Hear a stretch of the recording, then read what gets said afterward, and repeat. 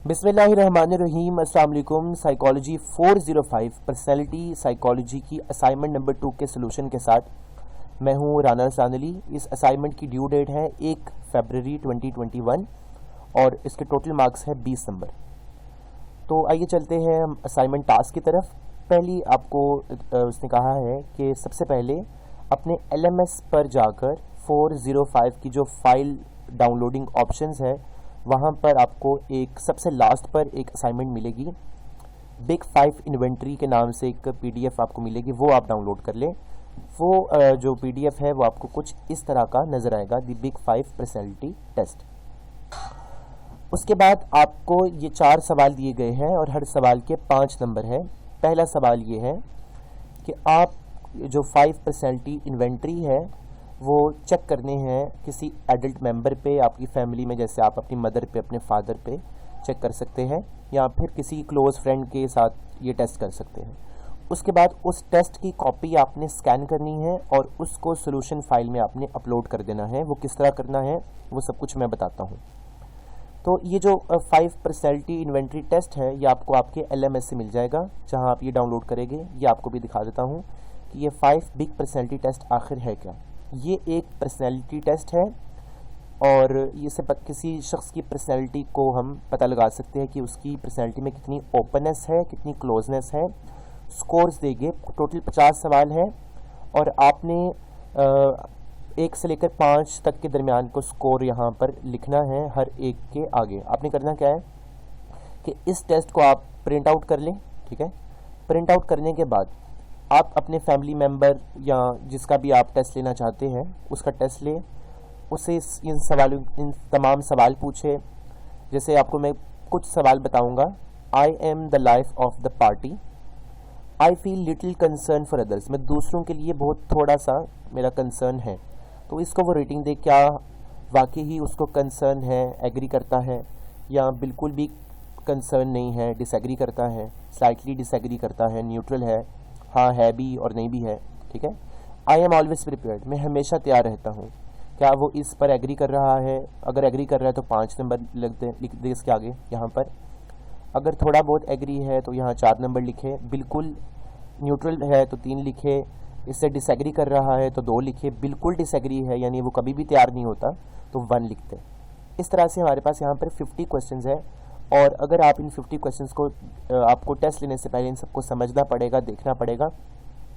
असल में ये 50 क्वेश्चंस जो है ये 5 तरह के क्वेश्चंस हैं। 10 सवाल एक तरह के हैं, 10 सवाल दूसरी तरह के हैं और इस तरह 50 सवाल 5 तरह के हैं। ये किन बेसिस पर बनाए गए हैं इनको समझ लेते हैं।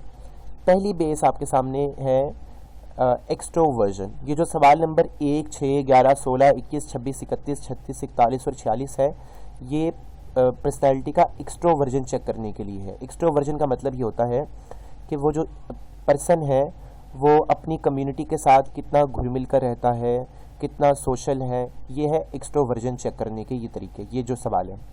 इसके अलावा 2, 7, 12, 17, 22, 27, 32, 37, 42 और 47 जो सवाल है ये चेक करते हैं एग्रीएबलनेस। एग्रीएबलनेस का मतलब ये है कि ये लोगों के साथ कितना पोलाइट है, लोगों को कितना पसंद करता है। इसके बाद सवाल नंबर 3, 8, 13, 18, 23, 28, 33, 38, 43 और 48 ये है कॉन्शियसनेस चेक करने के लिए है, यानी जो पर्सन है वो किस कदर रूल्स को फॉलो करता है, क्या उसका घर साफ है, क्या वो सफाई पसंद है, क्या उसकी सब चीज़ें अरेंज्ड है या नहीं है। और चौथा यहाँ पर है चौथे किस्म के सवाल है सवाल नंबर 4, 9, 14, 19, 24, 29, 34, 39, 44 और 49 ये चेक करेंगे न्यूरोटिसिज्म, यानी इमोशनल एबिलिटी चेक करेंगे कि वो जो पर्सन है कितना इमोशनल है, कितना सेंसिटिव है। और 5, 10, 15, 20, 25, 30, 35, 40, 45 और 50 ये वो सवाल है जो किसी का openness of to experience check करेंगे कि जो बंदा है ये कितनी नई चीज़ें सीखना चाहता है, क्या इसके अंदर कोई नई चीज़ सीखने का जुनून है या फिर नहीं है। तो ये आपको जो 50 सवाल नज़र आ रहे हैं असल में ये 5 कैटेगरीज हैं और आपने उन 5 कैटेगरीज को एंड में चेक करना है। अब इसको प्रिंट आउट करके आपने टेस्ट ले लेना है। जिस तरह मैंने आपको बताया यहाँ आपने स्कोर लिख लेने हैं। स्कोर लिखने के बाद आपने यहाँ पर करना है कैलकुलेट। अब जो आप जब चेक करेंगे, एक एक्स्ट्रोवर्जन चेक करेंगे, तो सबसे पहले 20 आपने वैसे ही लिख देना, 20 प्लस इसके बाद जो स्कोर आएगी, फॉर एग्जांपल 432 432 जितना भी स्कोर आया उसको आपने टोटल कर लेना है। इसी तरह आपने चेक करनी है एग्रीएबलनेस, इन सवालों में जो स्कोर आएगा उन सबको प्लस करना है और उसको 14 से माइनस कर देना है, तो आपके पास रिजल्ट आ जाएगा। इस तरह जब आपने फाइंड करनी है उसकी हार्ड वर्किंग एबिलिटीज चेक करनी है, ऑनेस्टी चेक करनी है, तो ये सवालों को जहाँ माइनस है वहाँ माइनस करना है, जहाँ प्लस है वहाँ प्लस करके टोटल ओवरऑल से 14 प्लस कर देना है, तो आपके पास रिजल्ट आ जाएगा। उसके बाद आप चेक करेंगे न्यूरोटिसिज्म और आखिर में आप चेक करेंगे ओपननेस टू एक्सपीरियंस, और आप इस सबको कैलकुलेट कर देंगे। इन सबको कैलकुलेट करने के बाद जो आपके पास रिजल्ट्स आएंगे वो 0 और 40 के दरमियान होने चाहिए, ठीक है, और 0 और 40 के दरमियान ही आएंगे जब अगर आपने ये जो फॉर्म है ये ईमानदारी के साथ फिल किया होगा। और आप ऐसा करें, इसमें आपकी अपनी प्रैक्टिस होगी, किसी साइकोलॉजिकल क्लिनिकल प्रैक्टिस होगी, तो आप किसी को भी अपनी फैमिली मेम्बर में ये समझा दें कि किस तरह से आपने करना है। फिर हम असाइनमेंट फाइल पर चलते हैं। ये करने के बाद आपने इसको जो कॉपी है उसकी पिक्चर लेनी है और आपने उसको स्कैन करना है। अब सवाल ये कि आपने उसको स्कैन कैसे करना है, तो उसको भी साथ साथ समझाता हूँ आपको, और साथ में आपको दूसरा पार्ट समझाता हूँ कि आपने अपने पार्टिसिपेंट को इंट्रोड्यूस करना है। उसकी उम्र कितनी है, उसका जेंडर क्या है, एजुकेशन, ऑर्गेनाइजेशन, वर्क क्या करता है, जॉब ड्यूटीज़ क्या है, ड्यूटी आवर्स क्या है, और फिर आपने एक्सप्लेन करना है कि किस तरह से आपने पार्टिसिपेंट को सिलेक्ट किया और उसका प्रोसीजर क्या था, और इसके अलावा आपने जो टेस्ट है उसको किस तरह से एडमिनिस्ट्रेट किया। तो आप यहाँ पर और आप क्या करेंगे, सबसे पहले आपने उसका इंट्रोडक्शन लिखना है अपनी असाइनमेंट फाइल पे, यानी उसकी एज लिख लेनी है। जैसे मैंने यहाँ पर एक डेमो एज लिखी हुई है, आप जेंडर लिख सकते हैं इनमें से कोई भी, एजुकेशन उसकी क्या है, इलिटरेट है, मिडिल मैट्रिक है, क्या है, ऑर्गेनाइजेशन कहाँ पर वो काम करता है, उसका काम कैसा है, उसकी जॉब ड्यूटीज़ क्या है, अगर तो वो टीचर है लेट्स सपोज तो वो टीचिंग करता है, और उसके ड्यूटी आवर्स कितने, 6 से 8 घंटे। अब आपने जो स्कैन कॉपी पर्सनैलिटी की अटैच करनी है वो किस तरह से करनी है, स्कैन करके। स्कैन करते हुए आपने कैम स्कैनर को यूज़ कर सकते हैं, अपने मोबाइल में आप कैम स्कैनर को डाउनलोड कर सकते हैं। उससे होगा कि आप पिक्चर को लेंगे और वो स्कैन हो जाएगी, और आप उसको अपनी यहाँ पर जाकर इंसर्ट पिक्चर में जाकर यहाँ से पिक्चर आप उस पिक्चर को इंसर्ट कर सकते हैं। जब आप पिक्चर इंसर्ट करेंगे तो आपके सामने आपकी पूरी फाइल आ जाएगी, यहाँ से जो पिक्चर होगी आप उसको इंसर्ट कर सकते हैं। इसके बाद है 11, और ये करने के बाद आपने ये सवालों के जवाब देने हैं कि किस तरह से आपने अपने पार्टिसिपेंट को सिलेक्ट किया और आपने टेस्ट को किस तरह से एडमिनिस्ट्रेट किया। तो पार्टिसिपेंट को सिलेक्ट करने के लिए आप ये कहेंगे कि ये मेरा फैमिली का कौन मेंबर है, लेट सपोज आपकी मदर है, तो आपने उनको सेलेक्ट किया इस प्रोसीजर के लिए, उनकी पर्सनैलिटी को चेक करने के लिए। और किस तरह से किया, आपने उनसे जो बात की टेस्ट के बारे में कि मैं आपका टेस्ट लूँगी, पर्सनैलिटी टेस्ट, ये सारी आप इसको पैराग्राफ की फॉर्म में लिख सकते हैं। दूसरी चीज़ ये कि आप इसको भी, इंट्रोडक्शन को भी पैराग्राफ की फॉर्म में लिख सकते हैं। आखिर में आपने टेस्ट किस तरह से एडमिनिस्ट्रेशन, टेस्ट को किस तरह से एडमिनिस्ट्रेशन किया आपने, तो आपने उनको कहने कि हमने एक एक सवाल पढ़कर या उसको दिखाया जो हमारा मेंबर था। कोशिश करे कोई ऐसा मेंबर चूज़ करे जिसको जो लिटरेट हो, जिसको ये पढ़ना आता हो, समझ हो, तो वो उसने उनको आपने पूरा पहले गाइड किया, इंस्ट्रक्शंस दी।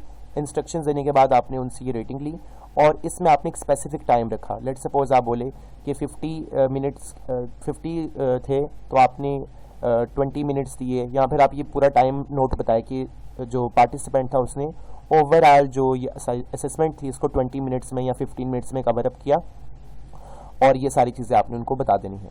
फिर आपने ये बताना है कि आपने स्कोरिंग किस तरह से की, तो आपने स्कोरिंग करनी है। ऑब्वियसली आपकी सारी स्कोरिंग जो है वो उसमें जब आपने इसका PDF बनाएंगे, कैम स्कैन से इसकी पिक्चर लेंगे, या जब आप इसकी पिक्चर अपलोड करेंगे तो वो आपकी सारी स्कोरिंग सामने होगी, बस आपने इसको पैराग्राफ की शक्ल में लिख देना है। इसके बाद आपने करनी है क्वांटिटेटिव इंटरप्रिटेशन और क्वालिटेटिव इंटरप्रिटेशन। अब क्वांटिटेटिव इंटरप्रिटेशन क्या होगी और क्वालिटेटिव क्या होगी, आपको पता है कि क्वांटिटेटिव में आपने उसकी क्वांटिटी बतानी है। अब क्वांटिटी बताने के लिए आप क्या कर सकते हैं, आप जाए एक वेबसाइट में आपको बताता हूँ, openpsychometrices.org। आप में से बहुत सारे यहाँ पर ऑलरेडी कई दफ़ा आए होंगे, तो यहाँ पर जाकर आपने बिगिन असेसमेंट पर क्लिक कर देना है। ओके, बिग 5 पर्सनैलिटी टेस्ट में यहाँ जाना है, और आपने यहाँ पर, मैं ये जो इसका लिंक होगा ये मैं सेंड कर दूंगा, आप ये बिगिन असेसमेंट पर जाएंगे। ये वही सवाल है, सेम टू सेम 50 सवाल जो आपको दिए गए हैं यहाँ पर से, एग्जैक्टली वही क्वेश्चंस हैं। इनको आपने उसी तरतीब से फिल कर देना है जिस तरतीब से उन्होंने यहाँ पर फिल किए होंगे। यानी डिसएग्री, न्यूट्रल, एग्री, ये 5 सवाल है, तो 5 नंबर की बेस पर आपने इसको फिल करना है। इसको फिल करने के बाद लेट सपोज मैं यहाँ पर आपको 2-3 फिल कर देता हूँ, ये लेट सपोज ऐसे ही रैंडमली। इसके बाद आप इसे कंटिन्यू करें। कंटिन्यू करने के बाद आप इसको यस करें और यहाँ पर नो करके कंटिन्यू करें। कंटिन्यू करने के बाद आपके पास यहाँ पर एक क्वांटिटेटिव रिजल्ट आ जाएगा। जो आपका रिजल्ट आया होगा आप उसको इस तरह से जाहिर कर सकते हैं कि एक्सट्रोवर्जन का क्या स्कोर आया, इमोशनल स्टेबिलिटी का क्या स्कोर आया, एग्रीएबलनेस, कॉन्शियसनेस, इंटेलेक्चुअल इमेजिनेशन, और साथ आपके साथ उन्होंने यहाँ पर एक डायग्राम भी शो किया हुआ है, ग्राफ भी। आप इस तरह ग्राफ भी बना सकते हैं हर एक का अलग अलग से। ओके, अगर आप इस तरह ग्राफ नहीं बना सकते तो आप क्या कर सकते हैं, सिंपली यहाँ पर जाकर ये जो है यहाँ पर क्लिप आर्ट्स है, यहाँ पर जाकर आप इसको बना सकते हैं। ऑलराइट, तो आप यहाँ से चार्ट से यहाँ पर आपको बहुत से चार्ट्स मिल जाएंगे। इन चार्ट्स में आप उन डाटा को फिक्स करके डिफ़ॉल्ट चार्ट्स को यहाँ पर आप अपलोड कर सकते हैं, जिस तरह आप क्वांटिटेटिव ऑब्जर्वेशंस के लिए।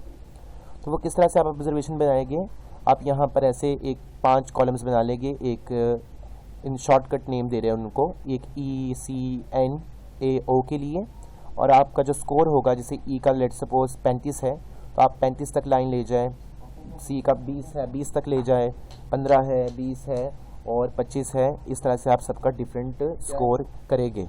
तो कुछ इस तरह से आप बना सकते हैं। मैं आपको एक दिखाता हूँ। जैसे आप चार्ट पे गए और आपने एक चार्ट सेलेक्ट किया लाइक दिस वन, और आपने इसको क्लियर कर दिया। यहाँ पर आपने उनकी कैटेगरीज बना लेनी है। 5 कैटेगरीज है। जैसे आपके पास E कैटेगरी है, आपके पास A कैटेगरी है, आपके पास जो है वो और जितनी भी कैटेगरीज है, जैसे लेट सपोज मैं X कैटेगरी दे रहा हूँ, Y कैटेगरी दे रहा हूँ, और 5वीं कैटेगरी भी आप बनाएं जैसे O कैटेगरी। आपने वही कैटेगरीज देनी है जो वहाँ लिखी हुई है। तो यहाँ पर क्योंकि 2 सीरीज़ एक्स्ट्रा दी हुई है, ये आप काट दें, और आपके पास जो एक सीरीज़ आएगी वो उसी को आप लेकर चले। तो इस तरह से ओके, तो इस तरह से आपके पास आप एक सीरीज़ में सारे लिख ले, जैसे 40, 35, 18, 22 जो स्कोर आया, तो आपके पास इस तरह से एक ओके, तो इस तरह से आप उसको एक clear out cut question answer दे सकते हैं, कुछ इस तरह से। ठीक है, तो इसके बाद आपको दिखाता हूँ आगे आपने क्या करना है। आगे आपने लिखनी है क्वालिटेटिव ऑब्जर्वेशन। तो क्वालिटेटिव ऑब्जर्वेशन लिखनी बहुत आसान है। उसके लिए आपको फिर अपनी फाइल पे जाना पड़ेगा। फाइल पे जाने के लिए पहला पॉइंट आपके पास है एक्सट्रोवर्जन। आपने अब चेक करना है कि उसका एक्सट्रोवर्जन में कितना स्कोर है। आपको पता है एक्सट्रोवर्जन का मतलब होता है, मैंने आपको ये समझा दिया सारा। अगर हाई स्कोर आया उसका तो आप ये समझेंगे कि ये बहुत सोशल है और लोगों से घुलना मिलना इसे पसंद है, लोगों से मिलना जुलना और ज़्यादा लोगों में रहना इसे पसंद है, कम्युनिटी पसंद है। अगर स्कोर कम है तो फिर आप ये सोल्यूशन रिजल्ट देंगे कि इसका ये एक्सट्रोवर्जनिटी इसमें कम है, ये मिलना नहीं ज़्यादा लोगों से, इसको घुलना मिलना पसंद नहीं है।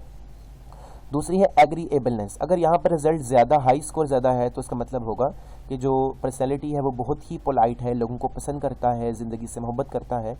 लेकिन अगर लो स्कोर्स है तो वो फिर पोलाइट नहीं है, बहुत र्यूड बिहेवियर है उसका।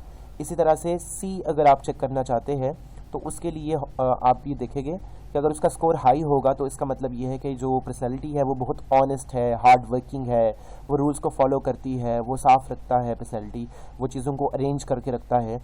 और अगर लो स्कोर्स है तो मैसी है और चीट करता है दूसरों को, ऑनेस्टी नहीं है उसमें। इसी तरह न्यूरोटिसिज्म अगर चेक करनी है तो अगर हाई स्कोर होगा तो इसका मतलब वो बहुत ज़्यादा इमोशनल है, स्कोर कम होगा तो इमोशनल नहीं है। ओपननेस टू एक्सपीरियंस चेक करना है आपने। स्कोर हाई होगा तो वो बहुत ही ओपन है, वो नई चीज़ें सीखना चाहता है, उसमें तजस्सुस है, क्यूरोसिटी है। लेकिन अगर स्कोर कम है तो वो डाउन टू अर्थ है, वो नई चीज़ें नहीं सीखना चाहता, वो झुका हुई पर्सनैलिटी है। और तो ये आपकी इस तरह से होगी क्वालिटेटिव ऑब्जर्वेशन। अब आप ये सोचेंगे कि मैंने आपको एक असाइनमेंट सोल्यूशन क्यों नहीं दी और आपको सिर्फ टिप्स ही क्यों दे रहा हूँ। वो इसलिए क्योंकि हर एक पर्सनैलिटी डिफरेंट तरह की होती है और आप क्योंकि डिफरेंट पर्सनैलिटीज़ को जज करेंगे इसीलिए आपका डिफरेंट स्कोर आएगा और डिफरेंट तरह से आप उसको कैलकुलेट करेंगे। मैंने आपको सारा तरीका बता दिया है कि किस तरह से आपने इस सब चीज़ों को अपलोड करना है, किस तरह से अरेंज करना है, किस तरह से मैनेज करना है और इनके सवाल आप कैसे देखेंगे, ये इसका मैं आपको लिंक सेंड कर दूंगा। अगर आपको फिर भी कोई सवाल है तो पूछिएगा कमेंट बॉक्स में। और उम्मीद करता हूँ आपको काफ़ी हेल्प मिली होगी। अल्लाह।